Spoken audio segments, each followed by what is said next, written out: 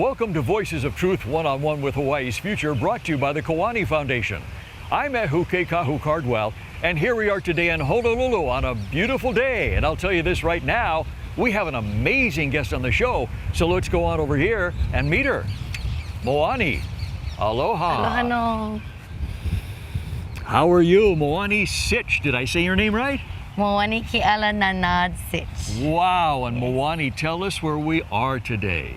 We're actually here at the home of our last reigning monarch, Queen Liliuokalani, and her brother King Kalakaua.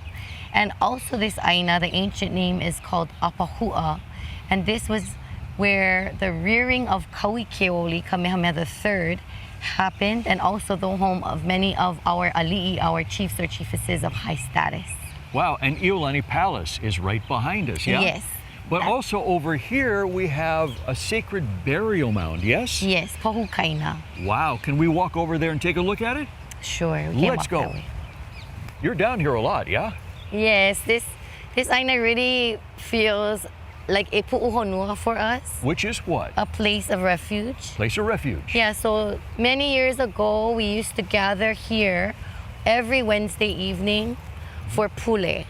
Which is prayer. Prayer, yes. Oh. So we would gather, bring our mats, bring our food for dinner, bring our instruments, our Bibles, and this is where we would gather specifically because we know that this aina is a witness to all that has transpired for, generations. It holds the tears of our people. It holds the joys. This is where we come to rally for ku'e, to stand for what is pono in our land, to have a voice, to celebrate. But also, we would gather to pule and pray and really cry out to Keakua on behalf of our lahui, our people, and our aupuni o Hawaii, our Hawaiian kingdom, and just for the well-being, of our Hawaii. Wow. Wow. Now, Moani, you're a kahu, yes? Yes. And tell us what that is. What is the English word for that? Yes, so kahu is a shepherd or one who has a kuleana, the responsibility to care for. So a kahu does not only mean a religious kahu, like a pastor. In my case, it is. I have the honor of serving as the kahu of Ka'ohana o Kealoha, which is it's multi-ethnic, but indigenous Hawaiian style church. Wow. So you are a kahu, a pastor of a church. So you have a flock. You have members of a church, yes? Yes, honored to be able to serve this ohana. Okay, but we're not at your church. We're not at a church building today. No. Why is that? Where is your church building? In fact, we don't have a church building. So for us, it's part of our deep value to be able to be in the aina, to be in the land. So we are a church without walls, and we were actually located in He'eia for many years. The Halepule, the church, was birthed through partnership with Grace Bible, but we became independent. So we were at Kealohi in He'eia, the ahupua'a of He'eia, and at the Lai at the point Kealohi. But in recent years, since 2019, when the kahea was given for people to come to help stand with, to protect against development, protect our eldest iwi kupuna that we know of so far in the Pai Aina from desecration, and a $32 million sports complex was going to be built where our iwi kupuna rest. The kahea, the call was given out to the community. So we were able to respond. And what transpired after that was just that we had the honor of being able to gather there. We were invited by the kupuna and the ohana there as we offered to help hold space. And so that's where we started to meet.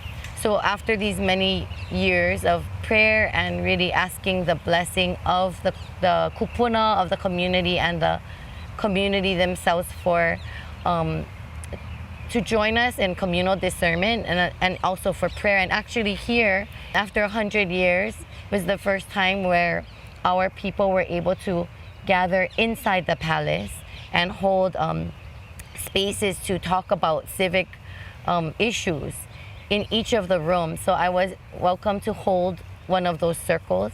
And actually that was part of our discernment process. We had ohana from Waimanalo intergenerationally, and others of us from our hale pule in a time of pule in the blue room to really ask Keakua for guidance and for confirmation if we were to now have hale pule, our church, at Hunananiho in Waimanalo. And so we felt confirmed in that, and so that's where we are now. And for those that don't know, Hunananiho is also at a beach side. Yeah. Gotcha. So Keakua is God, yes? Yes, Keakua is God. This is church right here. Ew. Boy, what a great church this is. I mean, look around. This beats any building. Buildings are nothing compared to this. Wow. So this place, Iolani Palace, yes, and the aina, the ground that it's on, especially aina like over here, where kupuna, the elders, are at rest, yes, asleep. This has a lot of heavy mana, heavy history, and heavy emotions. And so no wonder you guys are down here, because, I mean, based on what you've just told us, Moani, you guys are not just a church, you guys are like a Hawaiian church, that you encompass and incorporate the history of not only the people of Hawaii, the land, the aina of Hawaii, the history, everything that has happened in Hawaii over many, many, many centuries, Yes. Wow. And we do our best. We're always still learning and growing, but to understand who we are, we need to know where we came from, and also to be able to do our best in this time for future generations. Yes, so for our spirituality, right, which is very holistic, we remember the faith of our kupuna, and we remember that particular places and sacred spaces are important for us. Wow, and this is a sacred space. Yes. And you know, like in so many religions, they talk about not only the present, the people that are here now, but they talk about the past, the people that were in the past, and then the people that are to come in the future. And this place right here very much encompasses all those three things, yes? Wow, amazing, amazing. So tell us more about this, Moani. What do we have here? So this is a pu'u of our iwi kupuna. Our 33 of our kupuna are laid to rest here, they're iwi. Prior to this, we had more of our ali'i resting here. However, they were moved to Mauna Ala, up towards Nu'uanu, and of course we know Lunalilo is across at Kauaiahao. But for those that are here, this is a pu'u and a place that was, of course, fenced off because we are honoring that it is a sacred space. And so all of the la'i that's grown around, it's also part of that, right, to be able to honor. And as we're standing here talking about them, they're giving us a blessing from the sky right now, aren't they? Yes, we have the blessing of the ua, mahalo ke the rain, ua. the rain. Moani, how long have they been at rest in there? I actually am not sure of the eldest kupuna, but I'm always, you know, I remember even Timoteo Ha'alilio, he rests here. So he was one of our koa, right, our warriors of Hawaii, who helped to secure our independence in 1843. So he rests here. But as far as the eldest, I'm unsure myself. Yeah. So each of the people that rest in there are people that were very historically significant to the Hawaiian kingdom, yes? Yes. And I mean, you know, it's how we see things, right? Because I think everyone is significant, whether they had a role as an ali'i or a leader, or whether they were maka'aina na that cared for the aina, that helped to feed our lahui. So everyone is significant. But what's beautiful is that these 33 also, you know, are remembered, and that people have the ability to come, and as they come here, as we come to Apahua, we are reminded of the courage and of the steadfastness, the onipa'amau, as well as the intention of our people to continue to stand for our lahui and for our aupuni, meaning our people and our nation, to thrive. So yes, they've given of themselves for us. Yeah, but don't you think they're still giving of themselves? Because they, as we're standing here right now, and anybody who stands here right now, they're speaking directly to us. They're giving us their mana. They're giving us instructions. They're telling us what to do, yes? Yes, so indigenous thinking, right? We only know where we're going by knowing where we came from. So we're going into the future looking back. And our kupuna have taught us so much. And as far as biblically, there's scripture about the au kupuna, the great cloud of witnesses that urge us on. And even Timoteo Ha'alilio, his example of giving of himself to secure our independence. And then he got sick and, he passed. But it was the work of deep aloha, that is another example of the giving of himself and his prayers for us. So we remember that we are the hua of our pule, kupuna. We are the fruit of the prayers of our kupuna. Unlike Western thinking, when you come to a place or a space, we can't just come as an individual. We know that we have to remember our mo'oku auhau, our genealogy, where we come from. We don't have that privilege.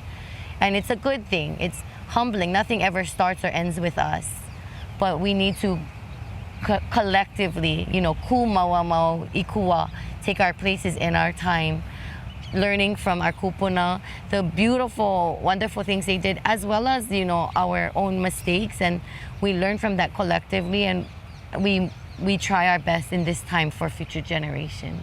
So we're still very much all connected, yes? Yes. Wow. Very much all connected. Wow. Moani, tell us a little bit about you. How did you get to be a kahu? So my story of faith, I didn't grow up going to church actually. Maybe once a year, with my grandparents, at my grandparents' church at Christmas. But there are several different things that when I look back, I feel were significant.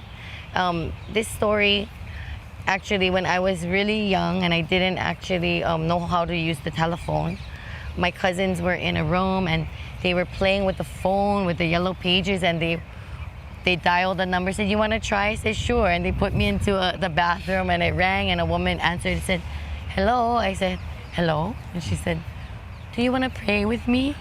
I said, "Okay." And So wait a minute. This is a number you just dialed randomly? No, my cousin looked it up in the phone book. See. But you didn't know who you were calling? No, and I was very young. I didn't even use a phone. How old were you at the time? I don't know, but it had to be like younger than 6, Wow. Yeah, so I pick up the phone and the woman says, "Do you want to pray with me?" And I said, "Okay." And I just prayed with her, and she, in the prayer, I asked Keakua to come into my heart, and to, just come into my life.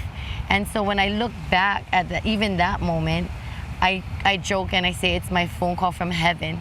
But I think they dialed a prayer line probably and gave me the phone.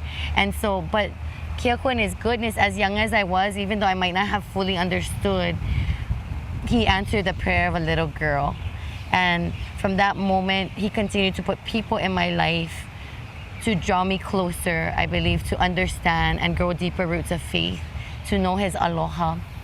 And so in the process, whether it was my 5th grade teacher, Mr. Sunley, or as I grew older as a high schooler with a group called Young Life, there were many folks that prayed for me and sowed into me.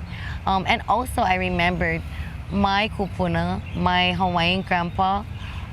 He was always, one who was open spiritually and just flowed in that way, and kind of led me also, I think, in understanding to stand for what is right, and would always, if I had a fight with my sister, would sit us down to have us ho'oponopono. When I was in high school, I made, a young adult decision for myself that I would live for Keakua. I would respond to his aloha and give my whole self to follow him. And then in college, I actually studied to be a teacher, and I felt that I was going to be an immersion school teacher. That was on my heart. But I had gone on a trip to China, and it was in China in this intercultural exchange where Keakua gave a call for me. It was in response to the Bible study, and I actually said yes to the call of becoming a campus minister, so I'd minister with college students. And then it was years later for our church, our indigenous Hawaiian style church, when our kahu stepped down. We were at a table of elders, and the eldest of our kupuna at that time turned to me and said, I think you should be the next kahu. And I immediately broke into tears. I said, really? But in my na'au, it was like, it resonated, but I bust out into tears. And then another elder looked at me and said, I was gonna say the same thing. And I said, you were? So yeah, for me, it was, I always say that Keoku ambushed me. I never thought that I would be the kahu of, the church. It was nothing that I was even like wanting or like praying for. But I took it to prayer for discernment, to pule for discernment. And when Keoku made it very clear that that was my call, he knows I'll do anything for him as long as it's made very clear. And so I said yes. And so now I've been serving as the kahu for over 10 years now. I actually have lost count. But Moani, very few people get a call or get ambushed by a random phone number that somebody dials and they hand you the phone. Yeah. That doesn't happen to a lot of people. I've never heard that. Yeah, I've never heard that one again to anybody else. But wow. So if there was any doubt along the way, I'm sure that doubt has been removed for you because of those 100%. 3 times, yes? Yeah, and so much, along the way, but those are 3 significant markers for me. I'm sure there's lots of others that you could tell us, but those 3 are the ones that stand out. Yes. Okay, so you've been leading the church. You've been leading your flock for 10 years. How's that been for you? It's honestly been very humbling. I think the first thing that I said to our ohana was that I will fail you. I'm only human. You got to lead your flock somewhere. Yes. And this isn't just somewhere. I mean, not only where we are today at the grounds of Iolani Palace, but I'm talking about in Hawaii, the Hawaiian kingdom. There's so much here, Moani, that doesn't exist anywhere else around the world. I just don't mean physical things, but I mean the culture, the mana, the power, the history, the kupuna, the elders that are still watching and living in the other realm and directing. And all that stuff you get to infuse into your flock and into what you preach and how you lead people, yes? Yes. This was a culture that didn't have a written language. It was an oral culture. Yes. Everything was memorized and passed down orally. There were no books to consult in a bookshelf. The books were up here. And in here. And in here. But when Westerners came and they showed them, they introduced the way of writing and stuff like that, writing and reading. Yes. There was a book that was used, and only one book that was used, to cause the Hawaiian people to achieve the highest rate of literacy in the entire world. What was that book? That was the Baibala Olelo Hawaii. The Holy Bible, Yes. translated into Hawaiian. Yes. And they became literate greater than any other country on earth with that one book, yes? Yes. That is And amazing. It said that our people could memorize the whole New Testament in 6 months. And when there is a Bible open, kanaka could be sitting all around, upside down to the side, and they could just read it, And in fact, this place, Apahua, is near the printing press, down the street at the Mission Homes. And in the old days. Yes. Yeah, prior to the palace being built. But when this land was set aside for the rearing of Kauikeoli, many of our kupuna, our ali'i, they wanted to live right here because they wanted to be close to the Word of God. The printing press. Yes, the printing Where press, they which printed is the where the Bibles. Bibles were being Wow. printed. So this was a spot that was very meaningful to them because they came to love the Baibala and love, Ka'olelo Okiola, the Word of Life, which they chose to live here for that reason, to be close to the Word of God. Now, what about the future? What about the future? Where are you planning to lead your flock? Where do you think all this goes? As you look ahead, what do you see? Well, I feel we have been really honored to be a part of the community of Waimanalo. We've been honored to serve also there, and then of course we try our best within our Hawaiian community. We feel called that way to be very intentional in our Hawaiian community, and also we hope to be a bridge to the larger church, you know, to help churches to also understand more about our people and our Ainan community. But you guys go wherever you're called, right? Yes. I mean, on Sundays, you don't always just meet down here. No. You go where you feel you're Yes. called to go to Yes. help. you Yes. know? Yes. It may be on the windward side, it may be on the leeward side, it may be anywhere. Yes. Because your yeah. church is everywhere. It's Yes. right here. Yes, true. A place called Hunananiho, which is over on the windward side, has Waimana. iwi kupuna over there, which is the sacred bones of the ancestors buried, which are not to be touched. And all of a sudden, some developers wanted to come in there, and they wanted to build a sports complex for millions of dollars, which meant that they would desecrate and dig up those bones. This project, actually, some folks in the community years ago voted for this complex. However, in the current day, there's also already other places for sports that still need to be tended to and fixed. So this was yet another thing, and the community had been speaking out. And so just to clarify, yes, we had the honor of coming alongside. There were already many folks in the Waimanalo community that were trying. They were sign waving, they were trying to educate, they were canvassing. Trying to protect. But yes. The difference is that you guys put your bodies on the line, and you actually got arrested for protecting the bones. Well, yes? actually, yeah, no, but so I just to clarify, we did join the community. So the kaheo was put out, and from our church, there were only 3 of us, 3 out of the 28. But what happened was They got arrested. That got arrested, yes. So we had the privilege of coming alongside the community in that moment. You know, when the kaheo goes out, we all want to go if we can. More consistently, we're at Hunananiho. We feel called there, which was an honor to help to protect our iwi kupuna there. The And we sacred saw bones of the the sacred bones of our ancestors ancestors. that were about to be dug up. Yes, about to be desecrated.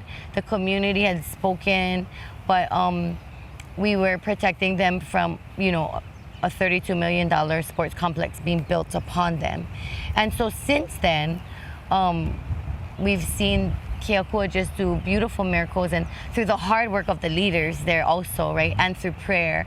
But the 28 of us who were arrested, who had the honor to serve and carry everyone with us, you know, standing with our kupuna,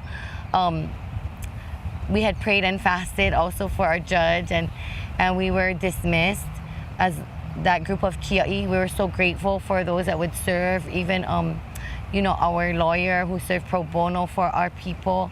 But then we saw the name change, going back to having a restored ancient name for that sacred place, you know, from a Western name that was just put upon that aina, but actually it being restored. And to see the name Hunananiho now in the front is amazing. And then we saw other things like Bill 38, which was, if I'm remembering the correct number, but it's the first time it's stopping commercial activity from Hunananiho all the way to Makapu'u Point, which it was just a miracle really in seeing how people were put before profit.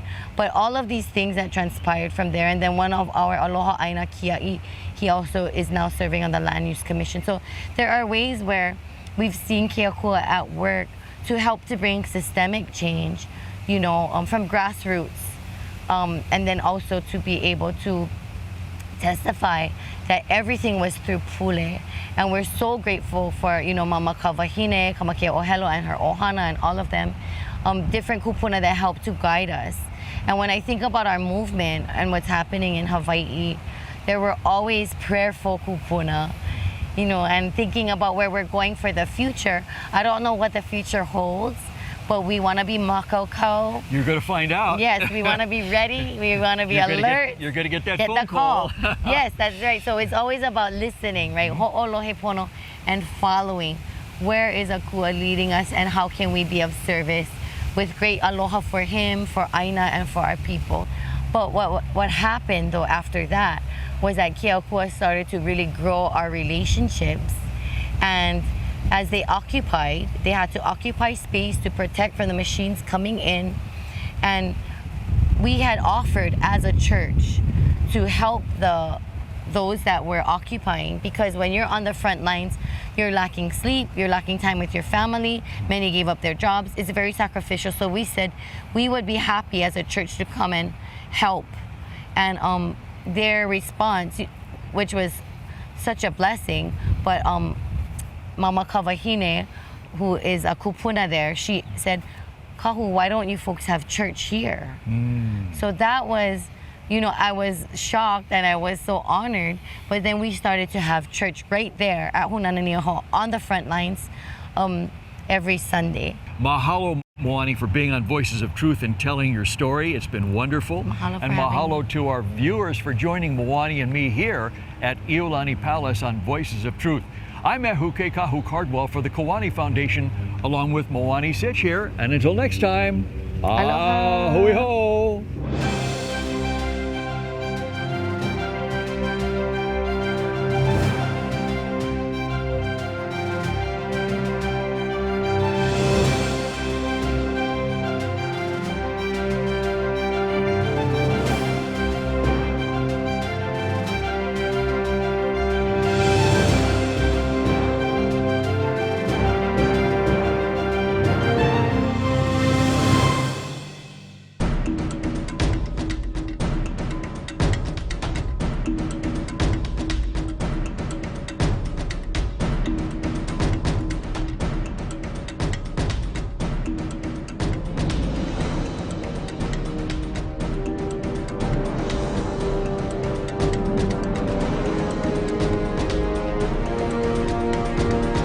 Free Hawaii Broadcasting Network.